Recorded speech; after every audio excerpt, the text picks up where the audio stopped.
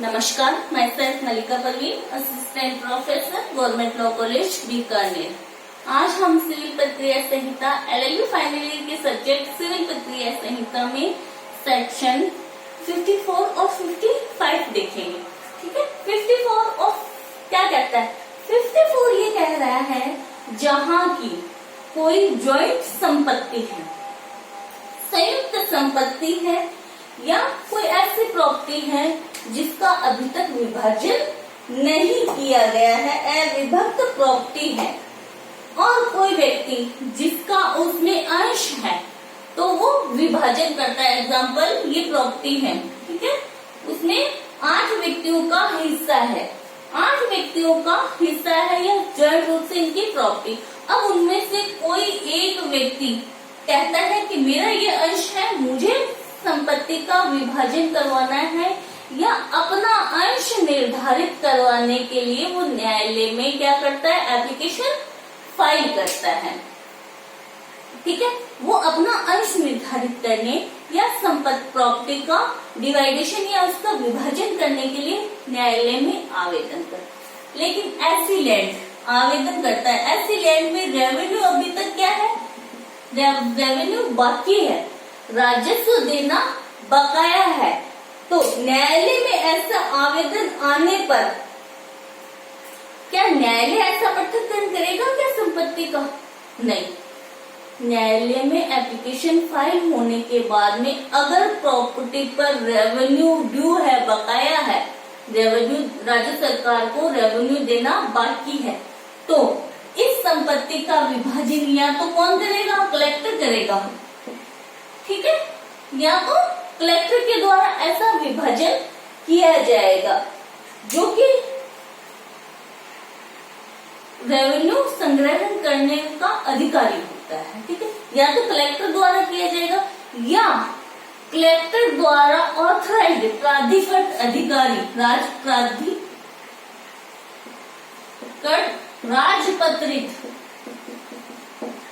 पत्रित अधिकारी जो कलेक्टर द्वारा ऑथराइज किया हुआ हो, जो कलेक्टर द्वारा अधिकृत किया हुआ हो कि आप ऐसी संपत्ति जिसमें अभी तक रेवेन्यू बाकी है वो संपत्ति का विभाजन करवा सकता है। तो सीधी सी बात है, सेक्शन 54 कह रहा है कि ऐसी संपत्ति का विभाजन जिस पर रेवेन्यू बाकी है, ड्यू है, तो ऐसी संपत्ति का विभाजन कलेक्टर द्वारा करवाया जाएगा या कलेक्टर द्वारा ऑथराइज किया हुआ कोई राजपत्रित अधिकारी, उसके द्वारा ऐसा संपत्ति का विभाजन करवाया जा सकता है।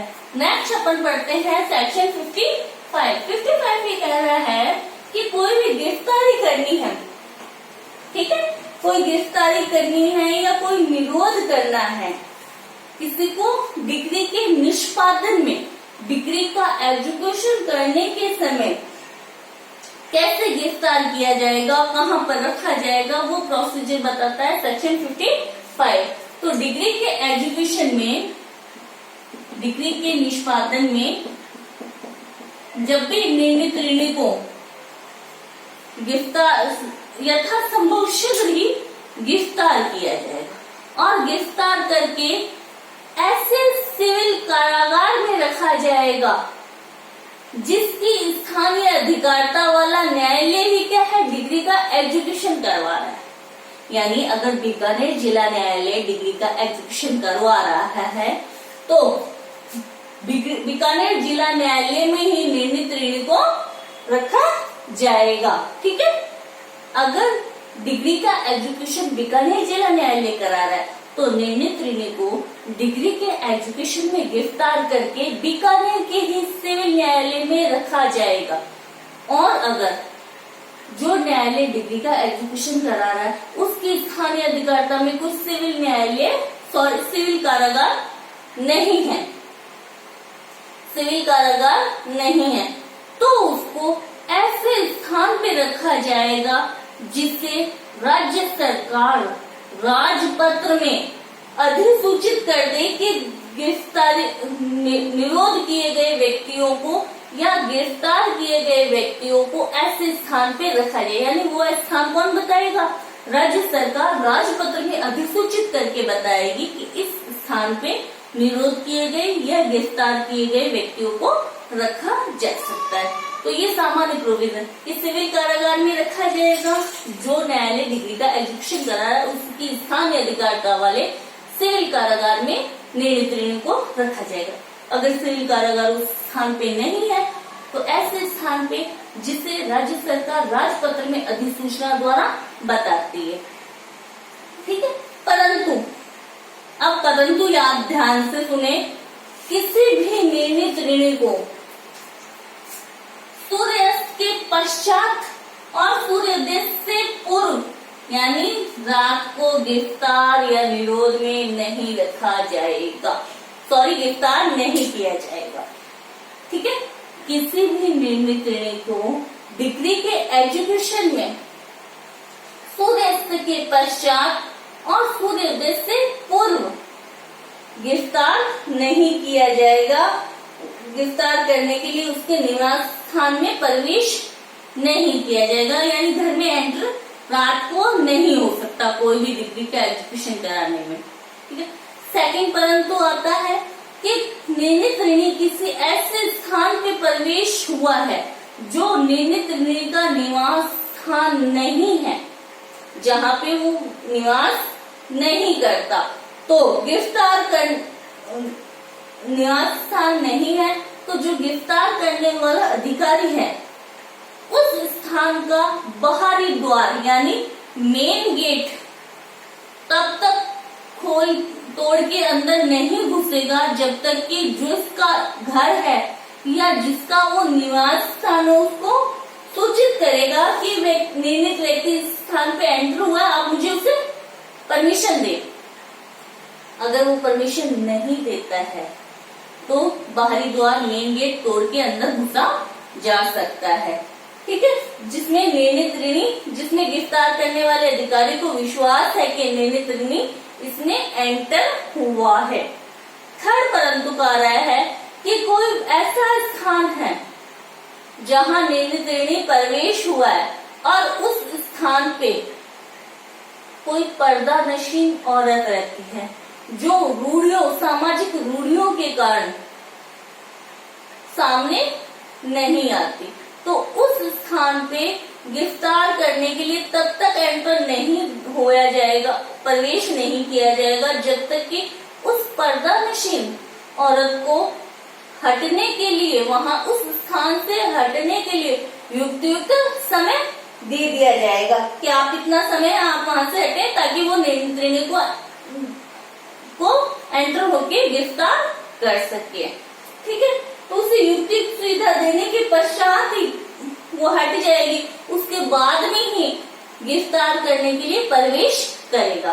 तो फर्स्ट परंतु प्राप्त में, सेकंड में बाहरी द्वार मेन गेट, थर्ड आता है पर्दा नशीन औरत, थर्ड परंतु महिला। ठीक है, ये परंतुक है कि रात में एंटर नहीं होगा, बाहरी द्वार तब तक नहीं तोड़ेगा जब तक कि उसे सूचना न दे दी जाए, समय न दे दी जाए। पर्दा नशीन औरत के निवास स्थान में जा रहा है वो, तो उसे हटने का समय देने के बाद में ही एंटर कर पाएंगे।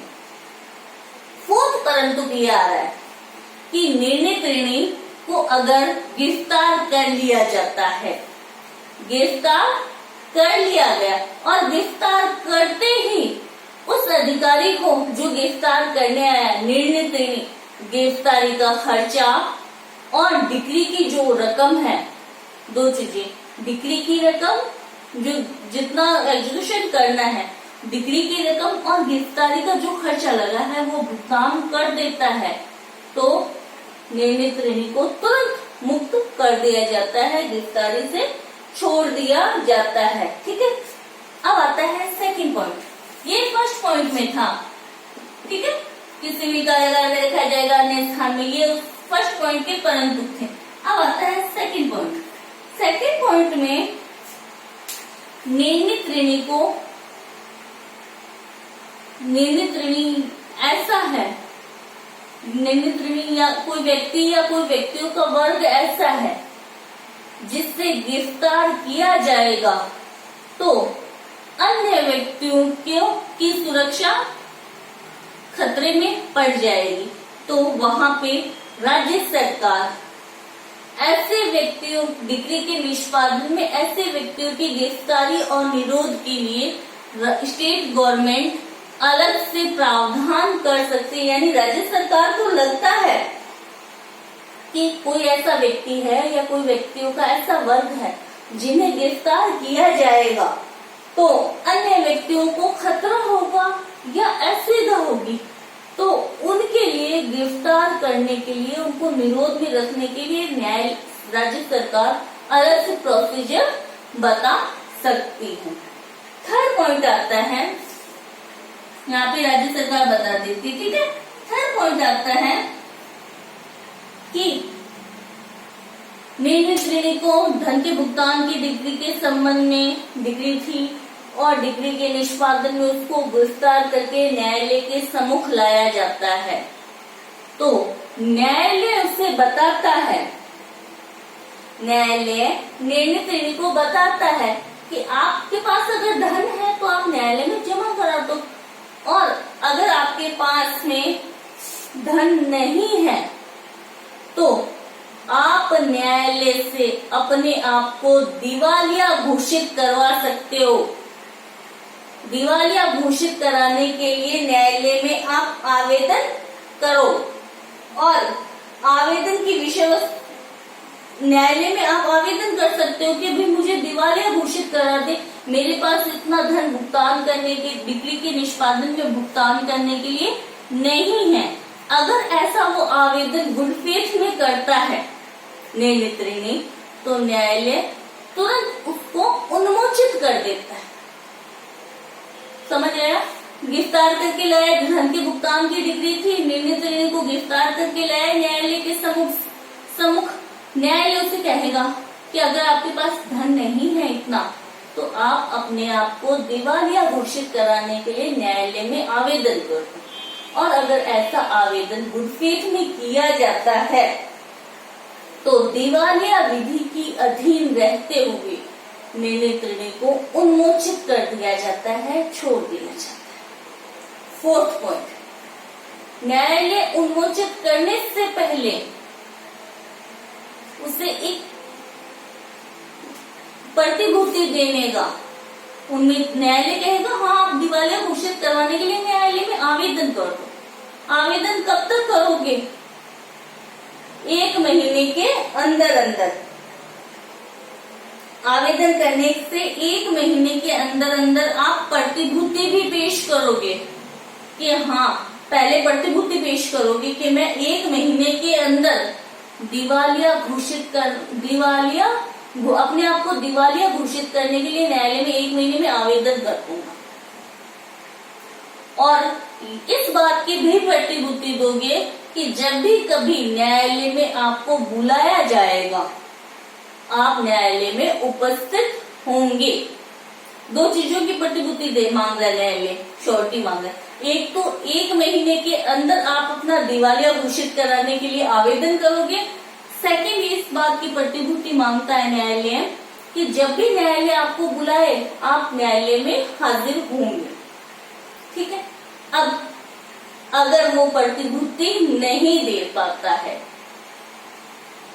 या वो 1 महीने में आवेदन नहीं करता है न्यायालय से दिवालिया घोषित करवाने के लिए, तो न्यायालय उसे तुरंत गिरफ्तार कर लेगा और सिविल कारागार के में सुपुर्द कर देगा। ठीक है, तुरंत गिरफ्तार करेगा और सिविल कारागार में सुपुर्द कर देगा। ये था गिरफ्तारी और निरोध से संबंधित provision. Thank you so much.